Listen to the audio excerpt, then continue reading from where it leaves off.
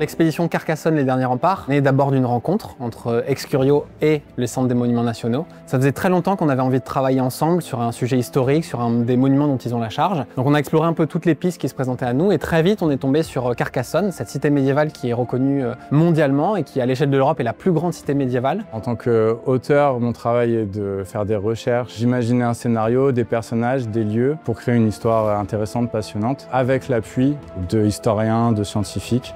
Carcassonne, c'est 2500 ans d'histoire, c'est 1000 ans d'architecture militaire. Elle était la pièce maîtresse d'un dispositif frontalier, puisque des châteaux au plus près de la frontière défendaient avec elle les nouveaux confins du royaume de France. On a trouvé ce moment, 1304, avec un épisode qui s'appelle la rage carcassonnaise. Et le roi va descendre à Carcassonne, et c'est très rare, le roi ne vient jamais dans le sud de la France. Derrière tout ça, il y avait le thème de l'injustice. Nous, ce qu'on voulait, c'est poser la question, que feriez-vous face à l'injustice? Et on a aussi un objet, entre guillemets un objet narratif intéressant, qui est l'Inquisition. Et cette Inquisition est née à Carcassonne. Des dénonciations feront tomber dans les filets de l'Inquisition de très nombreuses personnes. Naissent de là des tensions. Est-ce que les Carcassonnais sauront se faire entendre de leur suzerain? C'est là tout le suspense de notre expédition immersive.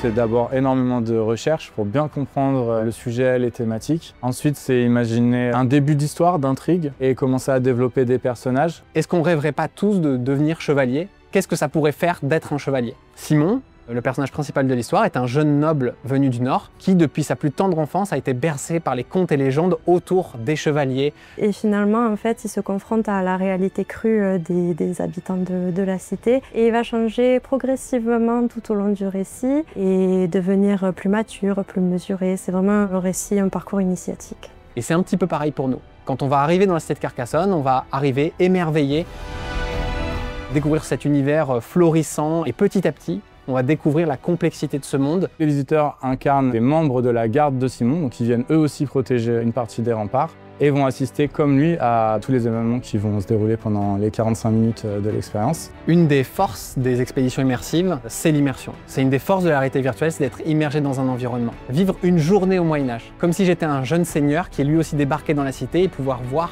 comment toute cette vie s'articule autour de moi. Une grande partie de l'immersion passe par l'environnement sonore. Vous allez donc pouvoir passer d'une ruelle qui commence tout juste à s'éveiller en entendant les volets grincer, les gens sortir de chez eux, commencer leur première discussion. Et vous pouvez par exemple arriver au marché et découvrir un monde effervescent, rempli de voix, de personnages qui s'alpaguent, découvrir finalement tout ce qui fait le sel de cette vie quotidienne à travers le son. Ça participe limite à la moitié de l'immersion qu'on peut avoir, l'immersion sonore.